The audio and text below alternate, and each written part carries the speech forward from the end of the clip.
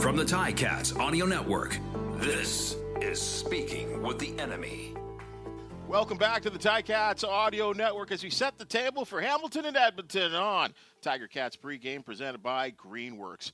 Bubba O'Neill and Andy Fantuz along with you, and it's time for Speaking with the Enemy presented by Red Tag. RedTag.ca's Christmas in July exclusive savings are back. Beat the holiday rush by booking your fall or winter vacation early and take advantage of early booking bonuses and perks. Plus, get $125 off select vacation packages. Visit redtag.ca to get your promo code savings today. Certain conditions do apply. Now, alongside Morley Scott on the 630 CHED broadcast is Elks Analyst Dave Campbell. Dave, welcome. It's nice to be here, guys. How you doing? We appreciate you joining us. Hey, head coach, I've been listening to him all week. Chris Jones maintains we gotta just keep chopping wood, is what I keep saying, to get into that win column. I have to be honest here. I've listened to a lot of the players during this week of practice, and they seem very confident for tonight's contest. Yeah, they do, and you always wonder how the team is going to respond after any loss, especially when this team has lost 9 straight going back to last season, and the way that they have lost games this year. With week 1, they couldn't punch it in from the 1-yard line 3 times, and then getting shut out by the Lions, and then on and on and on.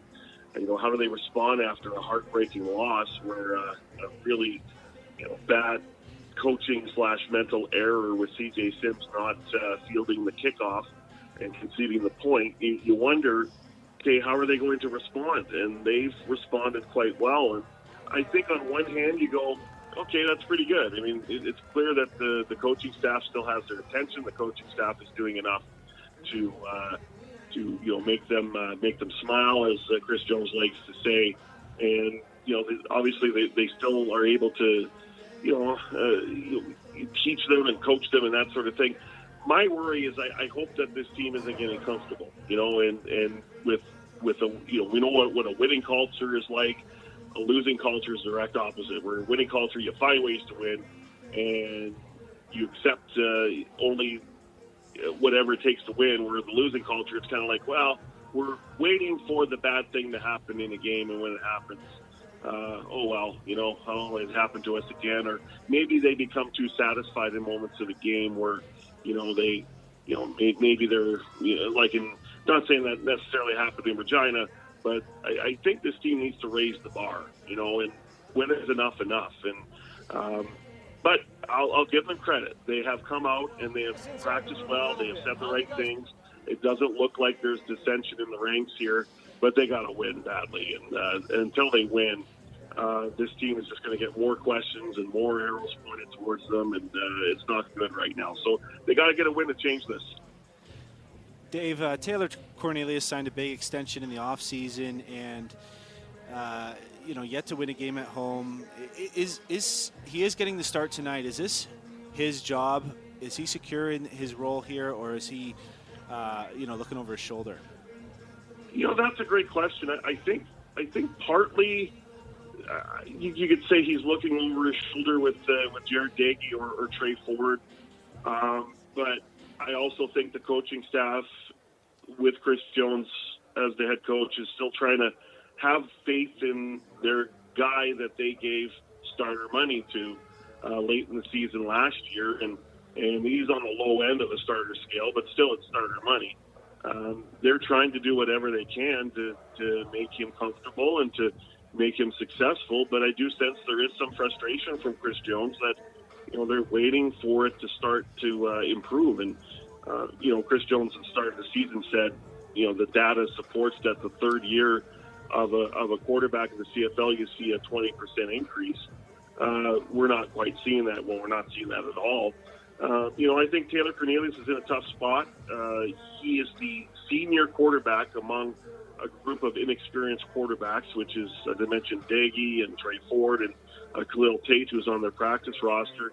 And I think that's tough right now. And it kind of represents the problem we're having in the CFL right now of a lack of quality quarterbacks. But I sense there is a bit of a short leash for Taylor Cornelius because Chris Jones really likes Jarrett Dagey a lot. He likes his moxie. He likes the fact that he's willing to throw the ball downfield a little bit more than Taylor Cornelius, which is a bit shocking because Taylor did a good job of that, I thought, last year and even in 2021, despite not winning many games. And then there's there's a bit of confusion about Trey Ford right now. Why are they not going to him? But it seems like they're giving another shot to Cornelius and giving him a little bit more rope, but I'm not sure how long that rope is. I thought last week was a bit of an improvement from Cornelius as far as him moving in the pocket, getting out of the pocket, using his legs a bit more. But, again, the problems of the accuracy of Taylor Cornelius kind of reared its ugly head again.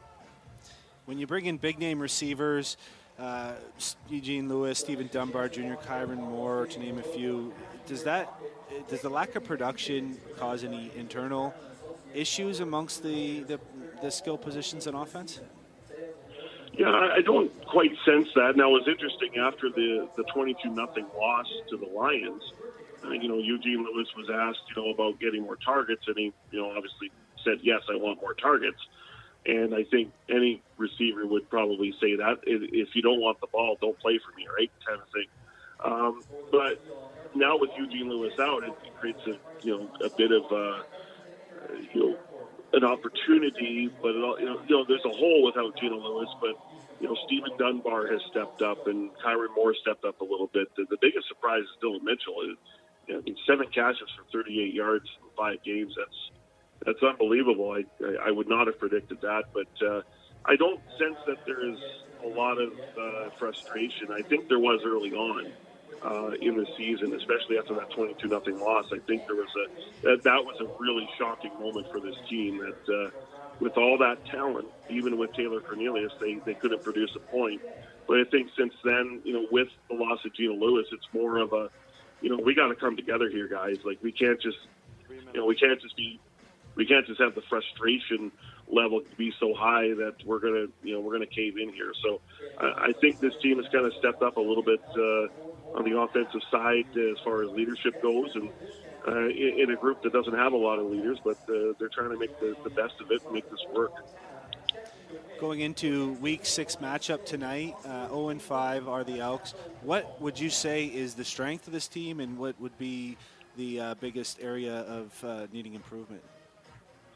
Yeah, I think I'll answer the last one, and I think it's easy because I think the offense just has to step up. They got to score more points. They, 12.5 points on average per game through 5 games. That just simply isn't good enough. So they got to find a way to move the ball. The one thing that's lacking, I kind of referenced it earlier, was the lack of the big play. They don't have a lot of 20-plus plays or 30-plus plays in their passing game. And I think that is really hurting them, and they're not running the ball as well as they should, as well as they did last year. So the offense has to step up. Offensive line is having their issues as well, both in run block and pass protection. I think that the hope is the defense does show some flashes at times and big stretches where, like last week in Regina, where you go, you know what, that might be, getting closer to that Chris Jones style of defense that you want. And I think they've had good individual performances. I think Lucius Purifoy's been their best defender. I think Niles Morgan's been pretty good. But as a group, they haven't played well enough. But last week was their best performance, I think, especially from a pass rush perspective. And AC Leonard had one of the best pass rush performances in this franchise's history. So I think when you look at it, the defense has a chance to really be the best phase of this team. And they're really going to have to carry the team if this offense isn't going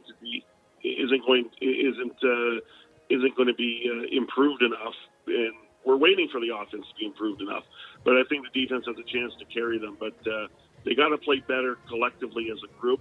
Took a step last week for 57 minutes, couldn't finish the game. But I think the defense, I will look at them, and typical Chris Jones coach team is that he relies on the defense. So we'll see what happens tonight. It'll be very interesting. Hey, Dave, we're running out of time here, but are any non-player personnel on the hot seat, in your opinion, right now? Yeah, I would say probably Chris Jones, but, realistically, nothing's going to happen until after the season. If it does happen the way his contract is structured, where it's not a 4-year deal, but it's 4 one-year deals with the club having an out after each season that wouldn't count against the football operations cap. The one move he could make, which a lot of fans and a lot of even pundits would like him to make, is Stephen McAdoo as offensive coordinator. You know, I think the biggest question is if there is a move for self-preservation, would Chris Jones fire his friend Stephen McAdoo as his offensive coordinator? I think that's a big question right now. But I would say imminently, probably not. Well, you know, you talk about defense there. Anyway, they've only allowed, this Elk defense have only allowed 1 touchdown in 3 of its 5 games. So that's certainly something to put your hat on there. Dave Campbell, thank you so much for being our guy on Speaking with the Enemy, presented by Red Tag. Certainly have a great game. And, hey, let's hope for a classic tonight at Commonwealth. I hope so. Absolutely. Thanks, guys. And it was a pleasure.